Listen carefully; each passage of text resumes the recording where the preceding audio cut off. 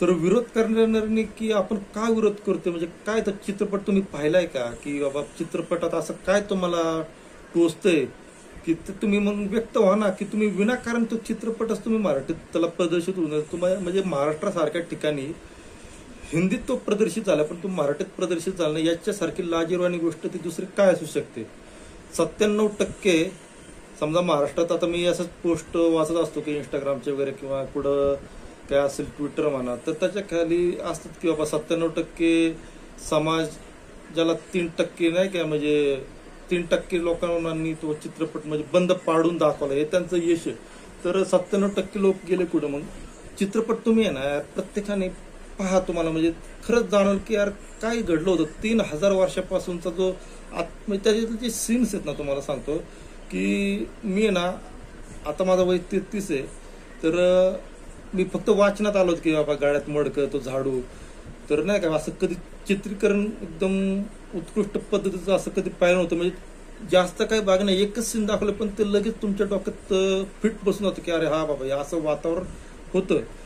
खूप सहजरित्याने हा चित्रपट तुम्हाला म्हणजे एक जाणीव करून देईल की, आणि असं नाही की ते सगळं मिटलेलं आहे, तर ते अजूनही खेड्यापाड्यात चालू आहेत असले प्रकार. आता भारत देश, आता माझ्या एक म्हणजे तो ट्रेलर आहे की त्याच्यामध्ये 3000 वर्षापूर्वीपासून हे असं चालत आलेलं आहे असं त्याचा उल्लेख केलाय. तर मग मी विचार केला, अरे छत्रपती शिवाजी महाराजांच्या काळात पण ही अशा घटना घडत असतील का. तर असंच मित्राशी चर्चा करत असताना निदर्शनास आले हा घडत होते त्यांच्या. आता कसं जेवढं छत्रपती शिवाजी महाराजांच्या जे शासन काळ होता तर त्याच्यात ते नव्हतं समजा, पण जे बाकी ठिकाणी जिथं त्यांचं शासन नव्हतं वगैरे, तर अशा ठिकाणी ते प्रकार घडत होते.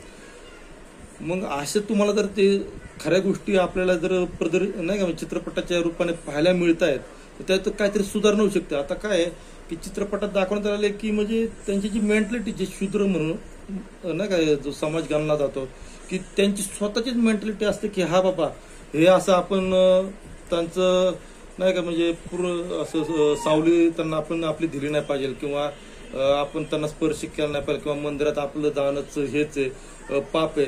तर कुणी म्हणजे लिहिले कुणी, तर हे जे लिहिणारी पण माणसं होती ना, की असं काही असं नाही ना की बाबा ते देवांनी लिहून ठेवलेले की की बाबा हे तुम्ही शूद्र, आता तुम्ही असं ठिकाणी जाऊ शकत नाही, किंवा पाण्याला वगैरे विहिरीत तुम्ही हे करू शकत नाही, त्यातलं पाणी घेऊ शकत नाही. तर नाही, तुम्ही आहे ना हा चित्र पाहिल्याशिवाय तुम्हाला आहे ना ही आपली जी काय जुन्या परंपरा वगैरे कशा होत्या ते तुम्हाला काहीच कळणार नाहीयेत. आणि कसं शिक्षण खूप महत्वाचं आहे, तर ते शिक्षण त्यांना देण्यासाठी सुद्धा किती संघर्ष करावा लागला. चित्रपटात तुम्हाला एक म्हणजे तुम्ही त्याच्यात हारून जाताल. 3 तासाचा एक काही चित्रपट आहे, तर 3 तासात ते पूर्ण मांड करूच शकले नाही. ते अजून खूप डीप मध्ये हा चित्रपट बनू शकतो. तर अजूनही त्याचे दुसरं पार्ट, तिसरा पार्ट काय असेल तर नक्की प्रदर्शित करावा आणि डीप मध्ये माहिती आपल्याला भेटावी असं म्हणजे मला तरी वाटते. आता मी हिंदीमध्ये हा चित्रपट पाहिला, पण खूप खेदात्मक गोष्ट आहे की हा चित्रपट अजून मराठीत प्रदर्शित झाला नाही, किंवा चित्रपट गृहाच्या स्क्रीन सुद्धा जास्त नाहीत. जसा आता छावा चित्रपट कसा चौकात चौकात दाखवला होता, तर तसा हाही चित्रपट चौकात चौकात का दाखवू नये, म्हणजे खूप लाजिरवाणी गोष्ट आहे. तर नक्कीच तुम्ही पहा. आणि जे विरोध करणारे जे लोक आहेत ते का विरोध करतात, त्यांनी व्हिडिओद्वारे त्यांनी त्यांची स्टेटमेंट द्यावे. आणि कसं महाराष्ट्र शासनाने सुद्धा या चित्रपटाला प्रदर्शित होण्यास मदत करावी अशीच विनंती करतो. आणि अशाच ठीक आहे, पुढे भेटत पुढील व्हिडिओमध्ये. धन्यवाद. तर महात्मा ज्योतिराव फुले आणि सावित्रीबाई फुले यांच्यावर आधारित असा फुले चित्रपट प्रदर्शित झालेला आहे. तर महाराष्ट्रातील जो ब्राह्मण समाज आहे, तर त्यांनी हा चित्रपट मराठीत प्रदर्शित होऊ दिलेला नाहीये. याच्यापेक्षा दुःख ते काय असू शकतो. आज गतीला भारतात जो पहलगाम मध्ये हमला झालेला आहे, तर त्याच्यामध्ये हिंदू